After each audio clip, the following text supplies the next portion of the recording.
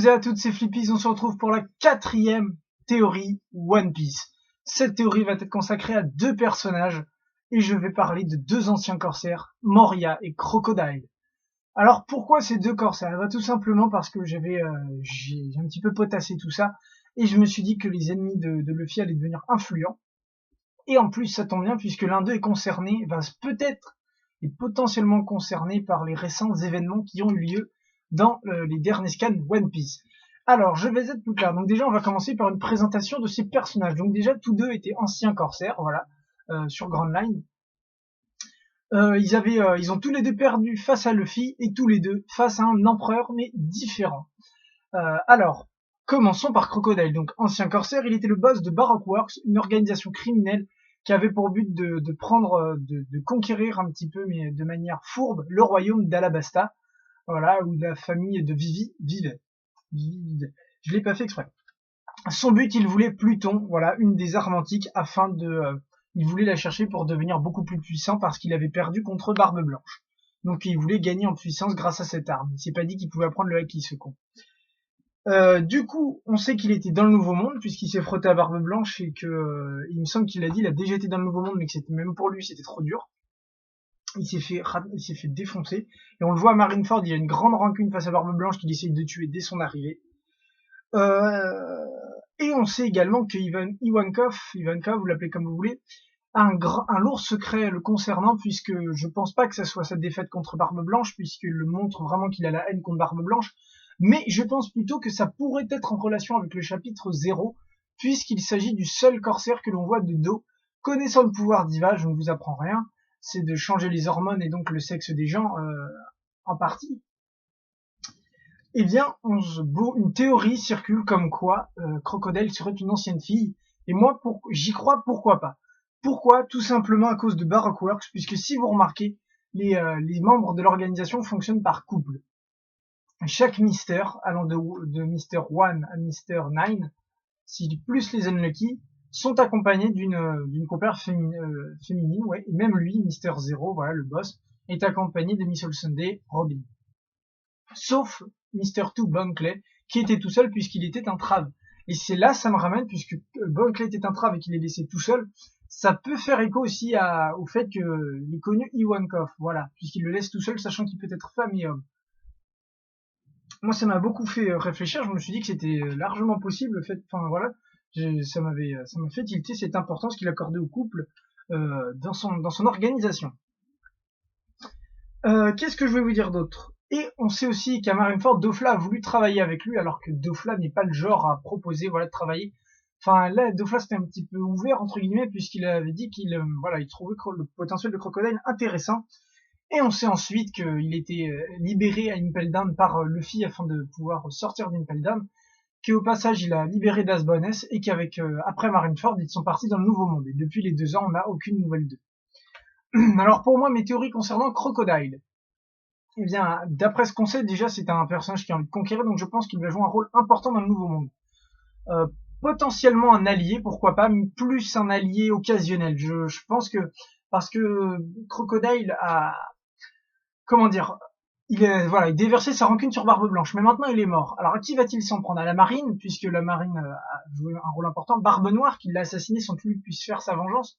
Donc va-t-il en vouloir à Barbe Noire, pardon? Ou alors va-t-il se ranger aux côtés de Luffy, va-t-il ravaler sa fierté comme à Impel Down pour travailler avec Luffy? Je ne pense pas. Voilà, je pense en tout cas qu'il sera un allié influent qui va pourquoi pas se reconstituer en véritable équipage cette fois.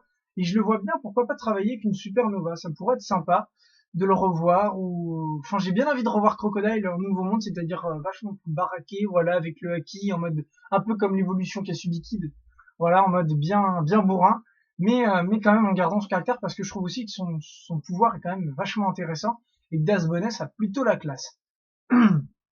Et pourquoi pas revoir un combat entre lui et Zoro dans le futur, ça pourrait être sympa. Moi je pense qu'il voudra rattaquer Luffy, hein. Maintenant Luffy c'est celui qui l'a battu. Je pense qu'il va nourrir une rivalité avec lui et qu'il va vouloir le tuer, hein. Il y a pas de... Et pourquoi pas se venger de Robin qui fait à présent partie de l'équipage de Luffy. Et ça pourrait être quelque chose qui pourrait être très important. Voilà, Luffy va être un désavantage face à Crocodile qui va surgir de nulle part.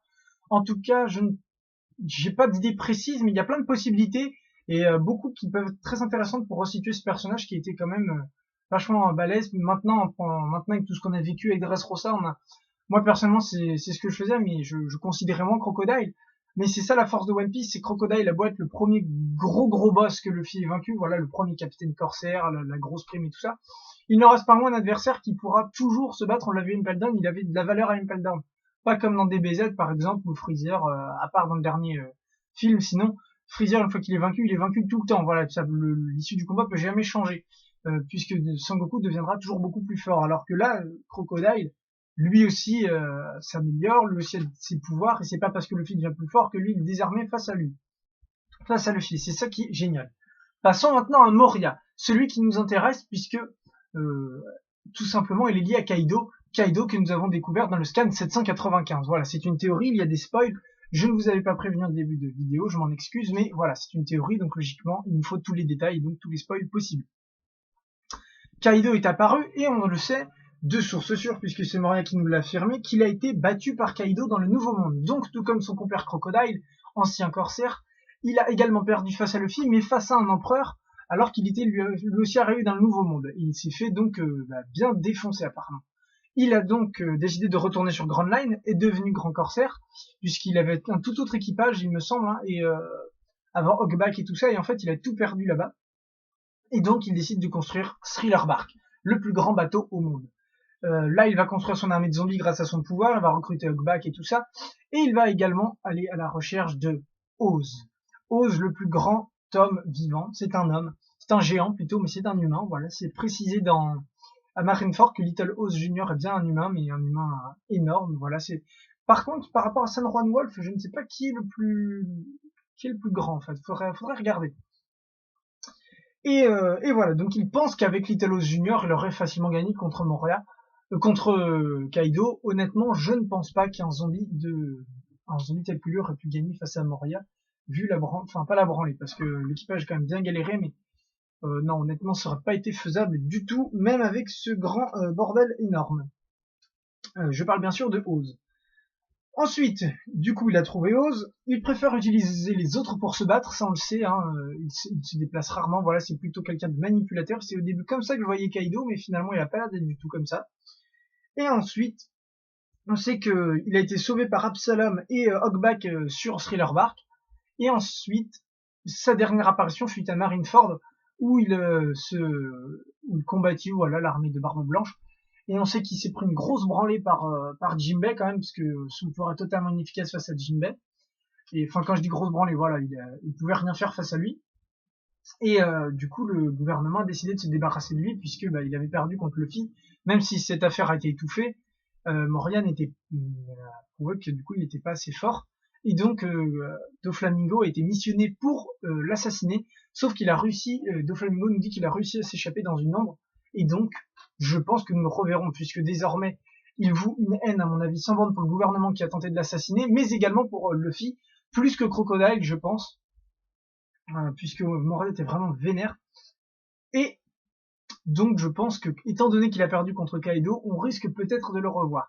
Et c'est là que ça devient intéressant, puisque Luffy, alors pour l'instant, ce qui s'est passé dans le chapitre 795, c'est compliqué. J'espère que ce que je vais dire va pas tomber à l'eau trop rapidement, mais Luffy, leur but, c'est de vaincre Kaido. Moria déteste Luffy et Kaido. À votre avis, qui va-t-il choisir de battre? Je ne sais pas. Est-ce qu'il va réintervenir? C'est difficile aussi à dire. Mais j'aimerais bien le revoir, même si j'aime pas beaucoup Moria. Je pense que ça pourrait être intéressant de revoir des anciens corsaires comme ça pour battre des empereurs. Puisque, pourquoi pas un futur allié pour vaincre Kaido, temporaire, comme ça a été le cas avec Crocodile et Impel Down. Voilà, ils ont un ennemi commun, donc bon, voilà, on y va. Et après, on se foutra sur la gueule quand même. Et pourquoi pas affronter voilà à nouveau l'équipage de Kaido. Et a-t-il un nouvel équipage? Voilà. C'est assez réduit, je sais, c'est mince, mais voilà, je voulais vous en parler de ces deux grands corsaires qui ont un passé quand même assez similaire. Tous deux ont perdu, donc je l'ai déjà dit, mais et du coup, ils ont des ennemis communs, et mais également des alliés. Enfin, ils ont plusieurs ennemis, mais qui eux aussi sont ennemis entre eux. Donc voilà, c'est assez le bordel. Donc pour Kaido et Moria, je ne sais pas, va-t-il revenir? Déjà, j'aimerais bien, ça pourrait être cool de réintroduire ce personnage qui voue une haine à Kaido. et de se dire mais de quel côté va-t-il choisir finalement, puisqu'il déteste Luffy mais il déteste aussi Kaido, donc va-t-il choisir de se mettre avec Luffy sachant qu'ils ont une chance de vaincre Kaido qui est un empereur, donc là pour le coup il vaincrait vraiment quelqu'un d'énorme, donc il regagnerait du prestige, ou alors va-t-il choisir la facilité en se disant bah je vais me mettre avec Kaido et vaincre Mugiwara, ou alors choisir aucun des deux et décider de buter les deux, ce qui serait totalement con puisque après il a peut-être appris le haki, mais voilà, je pense pas qu'il ferait le poids, voilà. Moria est bien, enfin personnellement j'avais trouvé que Moria était vraiment le corsaire le plus faible. J'avais vraiment pas aimé Thriller Bark, voilà, par rapport, surtout après un arc comme Water 7, je tombe. Les ennemis étaient vraiment pas terribles, Moria valait pas le coup, en fait le véritable méchant c'était plus Oz que Moria, et voilà, on avait vu Rook, c'était le seul point positif. L'univers était sympa, mais voilà, les combats étaient pas à la hauteur, pour moi c'était pas terrible. C'était un peu un arc comme Skypiea, ouais, on a des arcs comme Water 7 et Alabasta où là tous les membres d'équipage se réquisitionnaient pour se battre. Et on a les arcs comme Skypiea et Thriller Bark où il n'y a pas assez d'ennemis, donc c'est en rotation un petit peu, chacun son tour en fait ils vont battre quelqu'un. Donc à Skypiea c'était Zoro, Chopper, euh, Luffy du coup pour NR, Nami était pas intervenu, à Thriller Bark, Chopper avait également eu son guerre avec Robin, enfin voilà, on mélange un petit peu, tout le monde se bat, tout le monde n'a pas son adversaire bien badass, Zoro avait juste affronté un zombie, Ryuma, voilà, il a facilement gagné, ça n'avait rien à voir avec un combat tel que Mr. One ou Kaku, ou même le gars de Skypiea dont je ne me rappelle absolument pas le nom. Mais voilà, tout ça pour dire que j'avais moins aimé cet arc, mais que malgré tout, j'aimerais quand même bien revoir Moria, en connaissant ses antécédents, voilà. Et pourquoi pas Crocodile, aussi je trouve que tous les deux ont des pouvoirs intéressants, et vu comment Kid et tout ça ont été mis en avant, je me dis pourquoi pas Crocodile et Moria, voilà. Oda est pas du genre, je pense, à laisser de tels personnages morts, entre guillemets, scénaristiquement, donc je pense qu'on aura le droit à une réapparition, et donc c'est pour ça que j'ai fait ça, puisque j'avais pas vraiment de théorie concrète à apporter sur Kaido, puisque c'est encore trop récent pour construire vraiment quelque chose. Et donc j'ai fait cette petite théorie avec Moria et Crocodile, sachant que Moria aura peut-être un lien avec Kaido.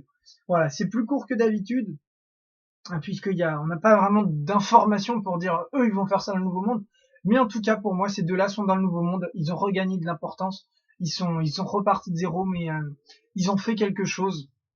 Ils se sont battus, ils se sont démenés, et on devrait les revoir soit en alliés, soit en ennemis, soit voilà. Mais je pense qu'on devrait les revoir. J'espère qu'on les reverra en mode badass comme Kid, Hawkins, Apu, voilà, Killer qui était un peu maigre, voilà, un peu genou, et là maintenant ils sont devenus bien balèzes. On sent qu'ils ont mûri, qu'ils sont devenus forts.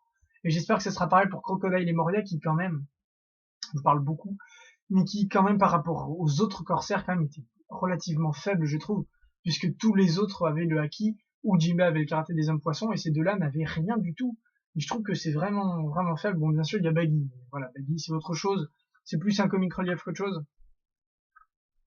Donc, voilà, tout ça pour vous dire que ces deux-là, je les avais trouvés faibles, et donc, j'espère que faibles, pas faibles par rapport à Mio, voilà, Doflamingo, sinon ils étaient balèzes. Mais j'espère qu'on les reverra, qu'ils seront mis en valeur en mode Nouveau Monde, c'est-à-dire avec le haki, avec des alliés, pourquoi pas faisant partie d'une flotte. Peut-être que Crocodile, voilà, il y a des idées qui me viennent parce que j'ai galéré, voilà, c'est pas je m'excuse, mais c'est pas la théorie la plus construite et la plus certaine, mais voilà, je trouve les idées en vous parlant, et ça vient, j'espère que ça sera pas trop chiant à écouter pour vous. Mais voilà, peut-être a-t-il affronté Marco, voilà, il s'est dit, bon bah Barbe Blanche est plus là, je vais aller affronter, ça sera d'un côté plus facile, mais d'un autre côté, voilà, il y a toujours les pour et les contre, mais d'un autre côté, je pense pas que Crocodile soit le type à prendre les miettes, voilà, je pense que lui, il veut vraiment prendre la tête de Barbe Blanche, donc va-t-il se rabattre juste sur Marco, Jaws et Vista, je ne sais pas. D'ailleurs, je prévois une théorie sur l'équipage de Barbe Blanche, je pense que je la mettrai avec une autre théorie, parce que vous voyez, ça fait peu sinon.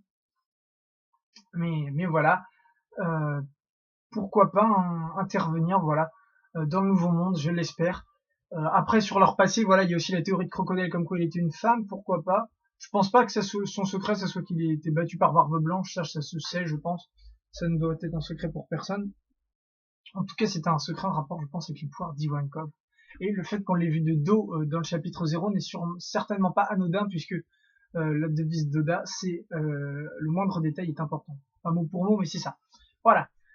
Donc, je vais le répéter une 5e fois, mais j'espère qu'on les retrouvera dans le Nouveau Monde, soit alliés, ennemis, avec des alliés, voilà, ou contre des empereurs. ça pourrait être très sympa.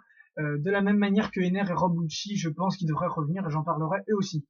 Il y aura la semaine prochaine, où je ne sais pas quel rythme je vais les publier, mais j'essaye de faire en sorte que ce soit assez régulier du coup, qu'il y ait de la matière.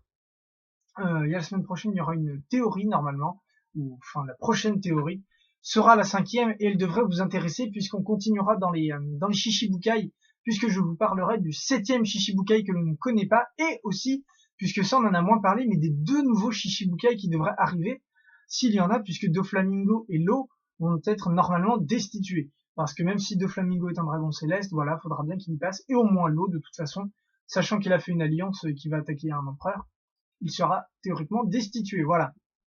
Donc affaire à suivre sur cette saga Grand Corsair. La dernière fois c'était une saga Supernova avec l'alliance de Kid et Drake, Capone et Rouge, voilà.